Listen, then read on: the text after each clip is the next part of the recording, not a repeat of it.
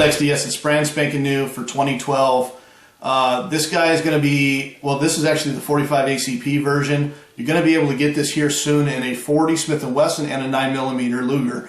And that is why I am comparing it today to the Glock 26. Now the Glock 26 and Glock 27 are basically the same size weapons. Glock 26 shoots a 9mm, the Glock 27 is a 40. So I'm basically going to be naming this the Glock 26/27 versus the XDS because the 26/27 are so similar. Let's go and let's talk about feature comparisons between these two. We'll start off with the XDS since it's kind of the new guy, and it has some neat features that I really like.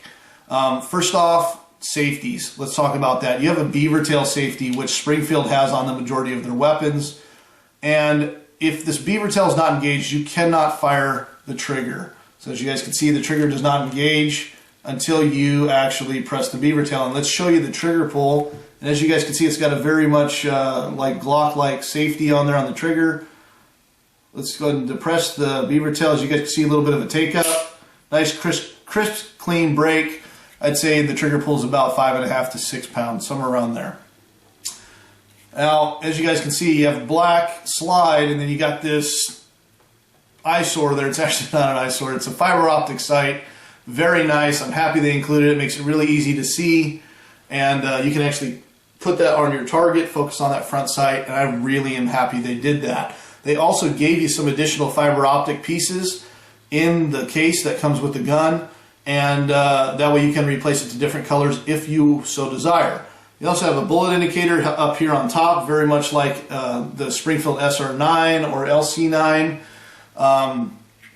Other than that, guys, ambidextrous mag release on both sides. That's really nice. You do have a slide release on the one side though, and then you have the takedown lever here. 5-round magazine, so you got 5+1 capacity for the 45 ACP. I don't know what the 9mm is going to be. I would assume it's going to be about 6 to 7, and I'm sure the 40 will probably be around 6, somewhere around there. It does have a nice little Picatinny rail in the front, so you can put some type of tack light or laser, and you have a nice metal guide rod. Thank you so much, Springfield, for doing that. I know it adds some weight to the gun, but it's not going to break like a plastic one. So those are the features of the XDS. Let's talk about the Glock 26/27. Now, it usually comes with a flat base plate on the magazines, and they usually come with 3 mags for the Gen 4s. I actually have a pierce grip extension on this guy that I actually prefer. So guys, you have a 10+1 capacity on this magazine. And so that makes it 11. Now that's because it is a 9mm, it is not the 45. If this was in a 45, you're looking at probably a 6-round capacity, somewhere like that, like the Glock 36. And I don't know if the Glock 36 is a 5 or 6, somewhere around there. It's not much though. It's going to be very similar to the XDS. Other than that, you have the very similar trigger. You got the little safety on the trigger, and then you have a nice crisp, clean break, a little bit of a take up, and there you go. The triggers are very similar, and even the poundage of the triggers feel similar between the 26, 27, and the XDS.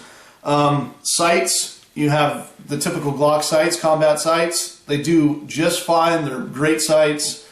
And as far as a bullet indicator, they actually use the extractor as the bullet indicator. You can feel it and usually view it when a round is chambered. Excuse me. It actually protrudes a little bit, and that way you know a round is in there.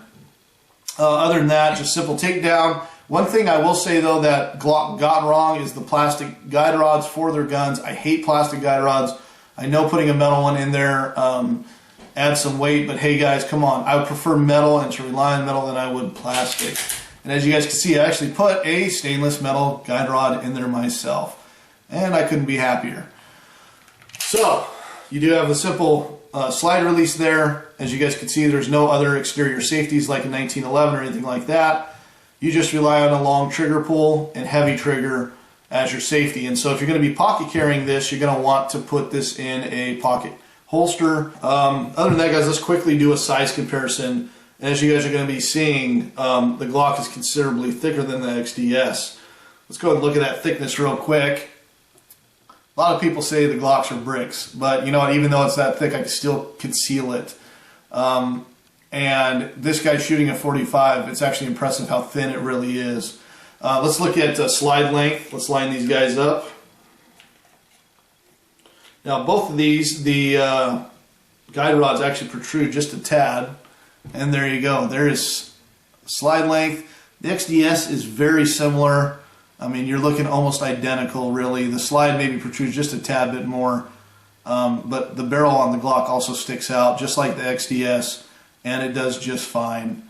Other than that, let's look at grips. Now remember, the Glock actually comes with a flat base plate, so I'm going to turn this guy to the side so you guys can see what the XDS actually looks like, and they're going to be extremely similar in height. So you guys can see the Glock is protruding just a tad, and that's because of the extended base plate. I think the XDS would actually be just a tad longer than the Glocks. So other than that, let's talk about price of these guys, because these are not the cheapest subcompacts in the world, but they're also by no means the most expensive either. You have a price point of about $500 to $550 for the Springfield XDS. We paid $502, and it came with 2 magazines. It comes with a magazine holster. It also comes with a hip holster. And it comes with the replacement fiber optic sights and a really nice huge case, which is right here. Ta-da! So, for $502, I like how they give you the accessories, even if you don't use them. It's fantastic. Thanks, Springfield. And I'm actually pleasantly surprised on how small this guy is and the quality of everything, especially the magazines and everything.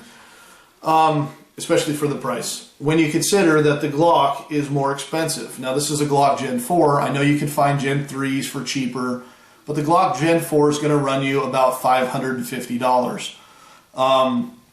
This guy I paid about $530, $535, somewhere around there. I know if you buy these Glocks from, especially the Gen 4 versions, from a big box store like Cabela's, you're going to spend almost $600 for this gun.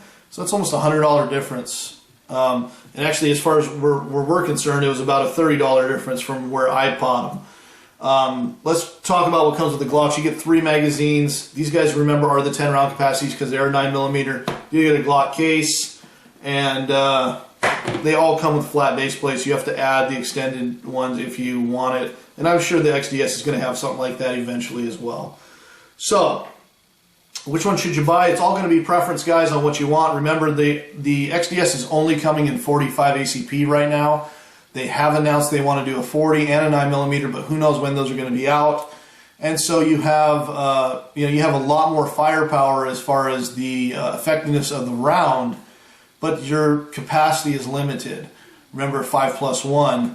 Now with the 26 and 27, yes, you're not going to be able to carry 10 rounds of 40. But in the 9mm version, you got a 10+1 capacity, and that's 11 rounds total.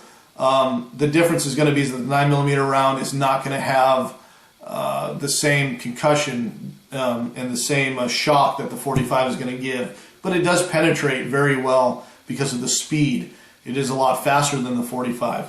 So I think, guys, these are both great carry weapons. They're going to be great choices, and especially I'm really happy that Springfield decided to bring out a really small 45. Especially when we compare this to their standard XD subcompact. The XD subcompact is very similar to the 26 as far as weight and stuff goes. Now you guys are going to ask, well, hey guys, where's the weight comparison? I don't have my scale fixed, and we did not buy a new one, unfortunately. And I don't like to give you guys unloaded weights because you don't carry these guns unloaded. Other than that, this is the comparison video between the XDS Springfield. Go out and check that guy out. It's an awesome gun.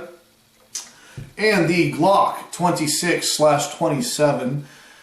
These are, tried and true. Glock's been around forever. Great gun, guys. And this is Chad from CNR Reviews. If you enjoyed this video, please subscribe. Check out our comprehensive videos on the Glock 26 if you want to know more about it. And stay with our channel if you want to know more about the XDS. We have tons of videos coming soon. And we really appreciate you watching. Have a good day.